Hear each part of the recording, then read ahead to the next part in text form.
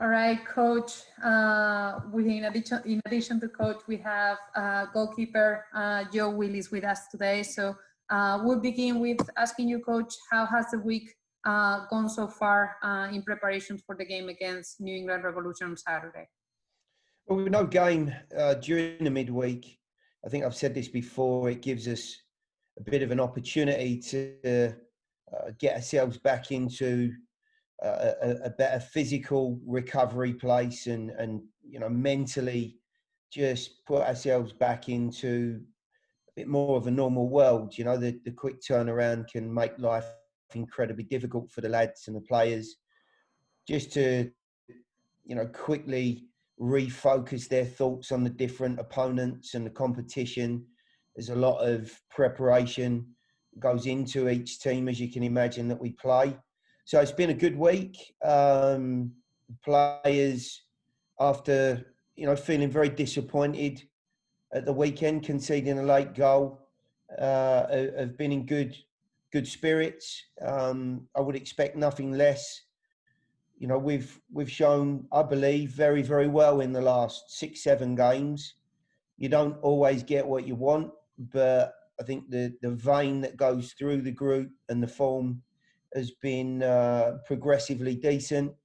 And we look forward to the next challenge at the weekend.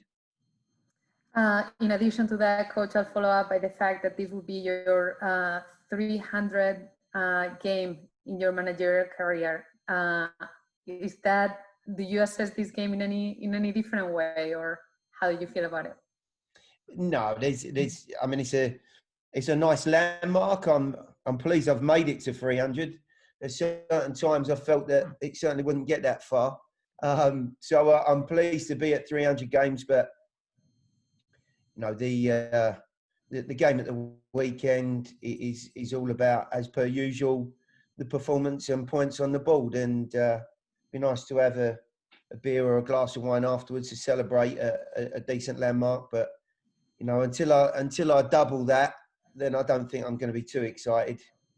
Transitioning into another landmark for you, Joe, you're on the verge of creating a new personal record for shutouts.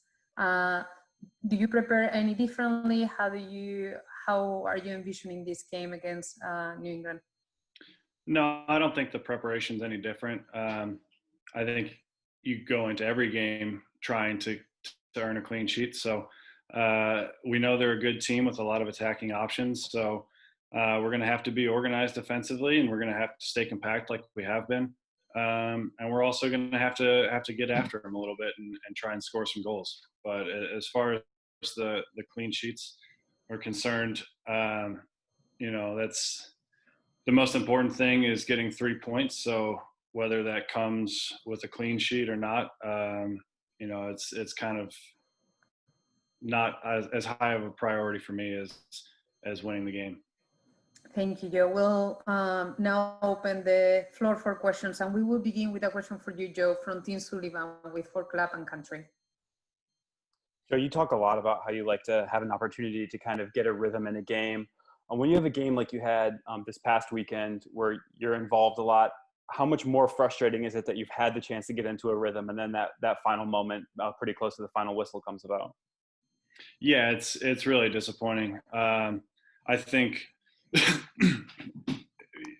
like I said before, it's nice to get a lot of touches on the ball, and you feel like you're really in as a part of the game and having an effect on it, and then to go down in the last minute, not go down, but it felt like we went down. To drop 2 points that way in the last minute was heartbreaking. It's something that we've talked about.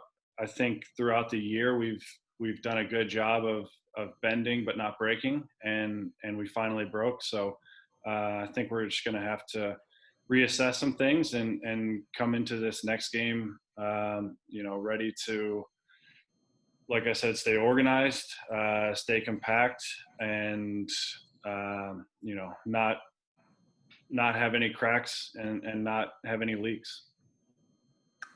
We'll follow up with a question for you, Coach, from Ben Wright with Broadway Sports Media.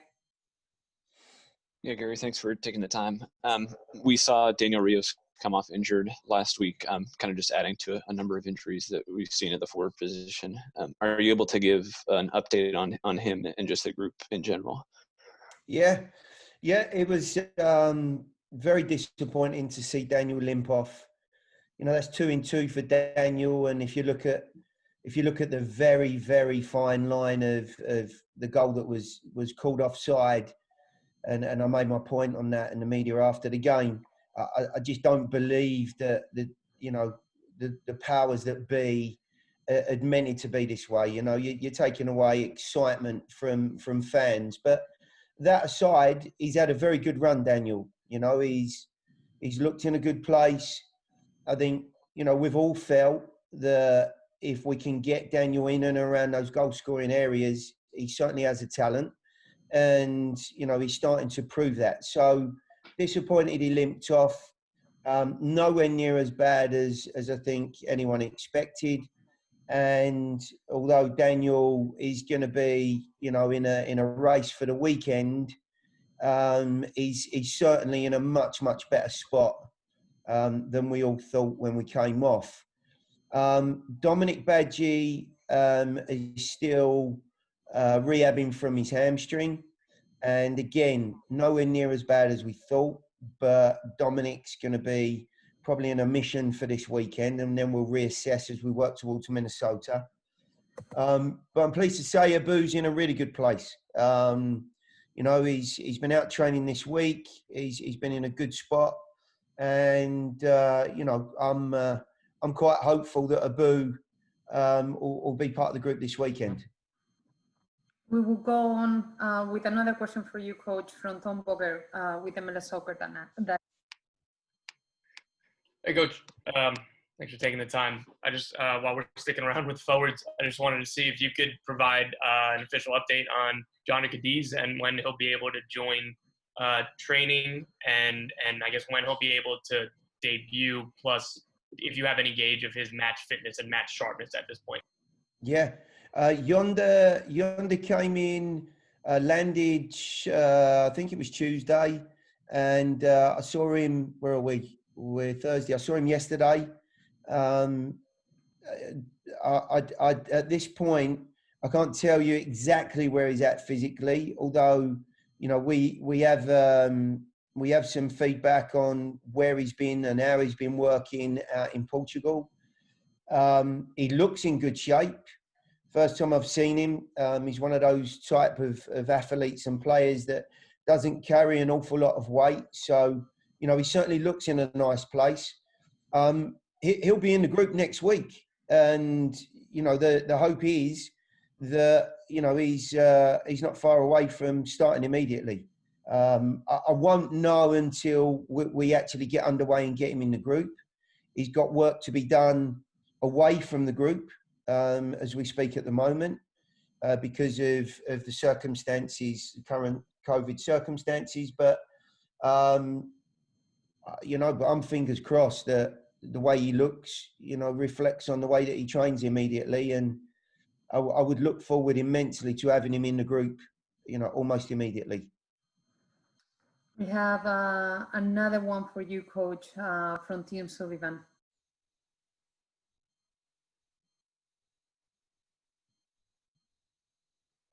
Thanks. Gary, what have you seen out of this Revolution team that you guys are going to be facing in a couple of days? Especially, you know, they've kind of come around in the past year and a half, maybe as one of the better performing teams in MLS. Yeah, I would agree with that. You know, they've got some nice dimensions to their group. And I think any team that, you know, puts work into all areas of their game become very difficult to play against. And I think you've got a group of players here that are resilient when they need to be. They've got a very good core of competitive players. They've got a nice amount of energy around the group. They have some real talent, you know, with Bo up top. And I think the addition of Lee Wynn, he's had a terrific time in New England before, and some clubs, some places, players excel, and, you know, it didn't go maybe how he wanted it to in LA and down to Miami. But, you know, this is a place that he knows and understands, and a manager that has seen an awful lot of him across the years. I think that combination is starting to offer some rewards and some success for the New England group. And then you look out wide, and, you know, the young boy Buchanan looks an incredibly talented player. I've not seen bundles of him, but what I have, he's bright, he's positive, he's got pace, and certainly a very bright future.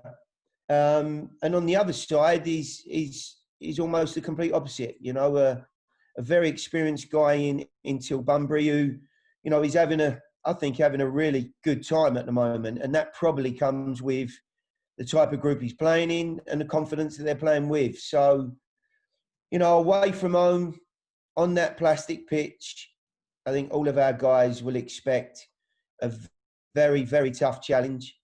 You know, they've proven with their league position at the moment, and it doesn't lie, that they're one of the informed sides, and it certainly won't be easy up there. But I think we've shown over the past, and I don't think anyone should be writing us off, that, you know, we're more than capable of going to these places, even in, you know, the very early stages of our franchise. You know, we're capable of going to these places and getting results. And I firmly believe that we're capable of that. It sounds like we have a final question also for you, Coach, from Tom Booker. Hey, Coach, just to ask a follow-up on Yonder, I guess, are you able to say specifically when he would be, like, medically cleared to be able to debut? Would Tuesday would be too early, or is that an actual target for you guys? No, I think Tuesday's too early. But if I'm right in guessing, you know, we'll certainly have him in the group a day or two beyond that. And, you know, he'll be then cleared to play. So, you know, any point from, I think it's Wednesday on, that we can have him in the group. And one final question for you, Joe, this time from Tim Sullivan. Joe, what have you seen from your counterpart in New England? Matt Turner is obviously one of the more successful goalkeepers in MLS in the past couple of years. What have you seen that makes him able to perform the way he does? Yeah, he's been a great goalkeeper. I think his biggest asset is probably his shot-stopping ability. He's very athletic.